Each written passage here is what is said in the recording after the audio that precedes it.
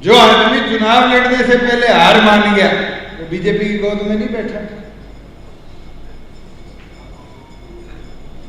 आज उसके मन में खोट है, इसलिए तो घबरा रहा है। कैंडिडेट खड़ा कर, सारे विपक्ष ने इकट्ठा कर, लड़, चाहे 2 वोट से जीते 2 से हारे, लड़ाई तो लड़ोगे।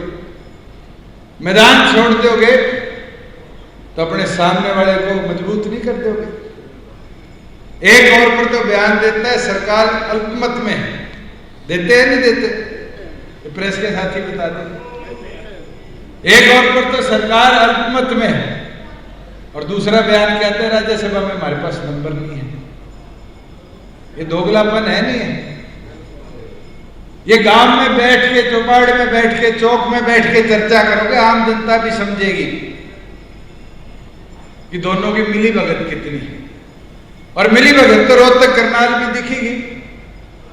सेटिंग करके दोनों 2.5 लाख से नहीं जीत गए। बता दो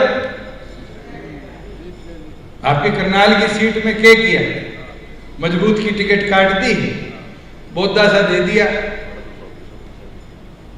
और उस बोधे को पटकनी मिली। और यही चीज रोहतक में हुई।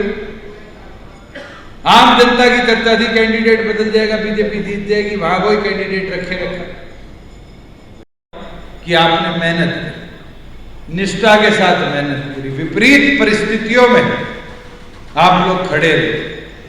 हरिवंश राय की वो एक पंक्तियां हैं, चिट्टी बार चढ़ती है, दाना लेके गिर जाती है, फिर चढ़ती है, फिर गिर जाती है, 100 बार चढ़ के कामयाब होती है। हम फील्ड में अपने कार्यकर्ताओं के सारे जोश और उत्साह के साथ उतरेंगे और फिर परिस्थितियां वही बनाएंगे जैसी मैंने कहा कि 24 दिन में जननायक जनता पार्टी थी, आज जननायक जनता पार्टी है, वो जनता पार्टी बनी थी। और 31 दिन में हमने जनता दल बना करके भी परिस्थितियां चेंज की थी। आपको ध्यान हो, जब सूरज कुंड पे जनता दल का गठन हुआ तो अगले दिन एक लक्ष्मण थे जो कार्टूनिस्ट थे और इंग्लिश के अखबारों में उनके कार्टून छपते थे। उन्होंने एक कार्टून छापा था कि चौधरी देवीलाल जो है वो तराजू में मेंढक तोल रहे हैं। तब चौधरी देवीलाल ने कहा था कि मैं तराजू में मेंढक भी तोल सकता हूँ, मैं शेर और बकरी को एक घाट पे पानी भी पिला सकता हूँ। और आपको याद होगा जब जनता दल की गवर्नमेंट बनी उसमें लेफ्टिस्ट भी थे और भारतीय जनता पार्टी भी थी।